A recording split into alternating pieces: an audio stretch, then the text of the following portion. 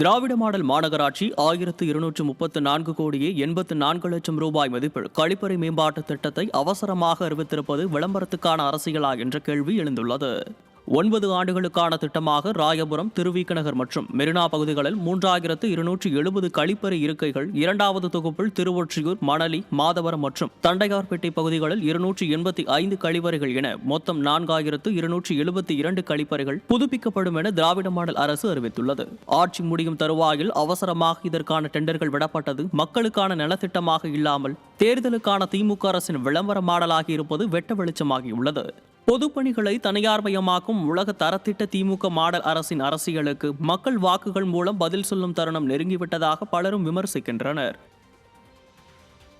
நாமக்கல் மாவட்டம் ராசிபுரம் அரசு மேல்நிலைப் பள்ளியில் மாணவனை சக மாணவனை அடித்து கொலை செய்த சம்பவம் அதிர்ச்சியை ஏற்படுத்தியுள்ளது. சிவானந்தா சாலை அரசினர் மேல்நிலைப் பள்ளி கழிவறையில் 9ஆம் வகுப்பு படிக்கும் கவின்ராஜ் எனும் மாணவன் மர்மமான முறையில் சடலமாக கிடந்த வழக்கு விசாரணையில் அதே பள்ளியில் 9ஆம் வகுப்பு மாணவன் அடித்து கொன்றது தெரிய வந்துள்ளது. முன்னதாக மாணவனின் மரணத்தில் சந்தேகம் இருப்பதாக உறவினர்கள் சாலை மறியலில் ஈடுபட்டதால் பரபரப்பு ஏற்பட்டது. ஸ்டாலின் ஆட்சியில் பள்ளி மாணவர்கள் புத்தகங்கள் கொண்டு செல்வதற்கு பதில் அரிவாள் உள்ளிட்ட ஆயுதங்களுடன் செல்லும் அளவுக்கு வன்முறை கலாச்சாரம் அதிகரித்துள்ளதாகவும் மாணவர்களை நல்வழிப்படுத்த ஸ்டாலின் அரசு தவறி உள்ளதாகவும் பொதுமக்கள் குற்றம் சாட்டுகின்றனர்.